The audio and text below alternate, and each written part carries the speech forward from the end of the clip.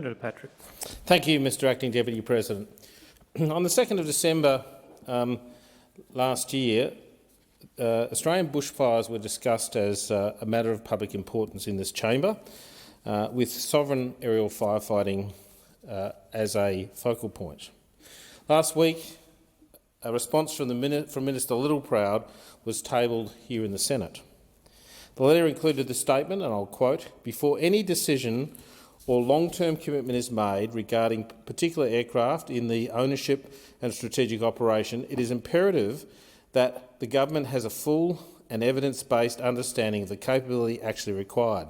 This will be pivotal to informing the decisions on the future of aerial firefighting to deliver an operationally effective fleet that is scalable, adaptive and provides value for money."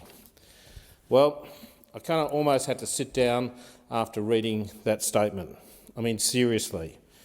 Australia first conducted aerial firefighting in Benambra, Victoria in February 1967.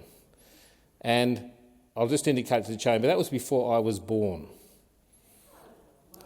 Okay, so that's 54 years ago. Now, in that time, we've had multiple Australian organisations, including CSIRO, AFAC, Bushfire Cooperative Research Centre, the Victorian Department of Sustainability and Environment, the West Australian Department of Conservation and Land Management, all reporting on aerial firefighting. We've had multiple inquiries, up to and including a Royal Commission. Bottom line is, there's data available, and there has been analysis. And the reference to value for money makes my blood boil. Commonwealth and state procurement rules require officials to obtain value for money with public monies, and there's clearly been many years, 54 of them, for government procurement authorities to determine if they've obtained value for money for the money they've spent. So they should know. Adding to the confusion is that the Department of Home Affairs put into the Senate inquiry into lessons learned in relation to the Australian bushfire season 2019-20 that, and I quote, "leasing of aircraft between the northern and southern hemispheres has proven to be cost-effective." Cost-effective sounds a little bit like value to money for me, so there's clearly been some analysis. Now, when I rose to spoke about this during the MPI, I suggested all we need is a bit of a tweak to occur and largely the problems will be solved. One of the problems we have right now is that we give Australian contractors contracts for short terms, maybe 2 or 3 years, and they can't go to their bank and say, "Let me buy an aircraft," because the contract terms are too long.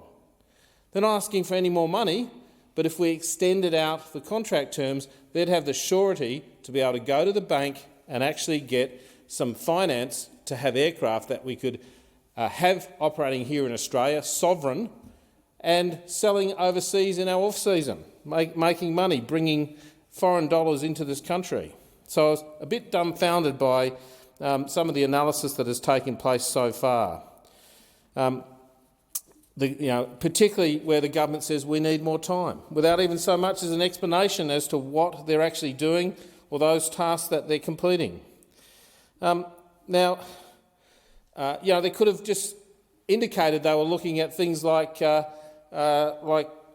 properly integrated remotely piloted vehicles, for example, also known as drones, into the aerial fleet.